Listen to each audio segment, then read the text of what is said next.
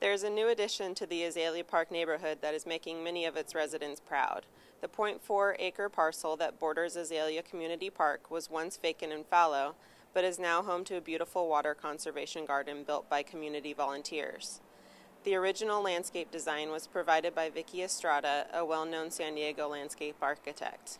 It was intended to be to showcase plants that don't take a lot of water and are low maintenance. And not all of those plants are Southern California plants. In fact, there are some plants here that are South African and they're Australian. And as long as they're not invasive, meaning that they don't take over, the garden, I see nothing wrong with using a plant that works in this environment that fulfills that criteria. Keeping with the theme of the project, the featured artists were asked to provide sculptures made from recycled materials. The materials are varied and range from scraps of metal, plastics, and wood. Karim Carlok utilized his artistic talents and construction skills to create the form of a bowl from scrap metal.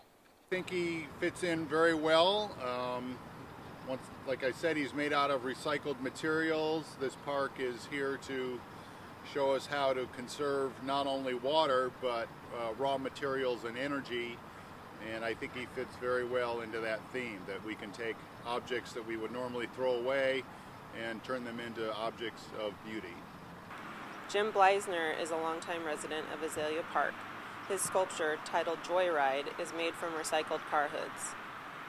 Well, I'm usually used to working in foreign environments that I'm not a part of. I live in the neighborhood, and so it's a very unique feeling to know that down the street I have a piece of sculpture sunk in a 4-foot by 4-foot concrete base that's going to be here probably longer than me. The translucent totems shown here provide the gateway to the entrance of the garden. The structures were donated by Vicky Leon, an Azalea Park glass artist. Well, I was mostly working with the idea of doing something that was an example of what people could do in their own water conservation garden.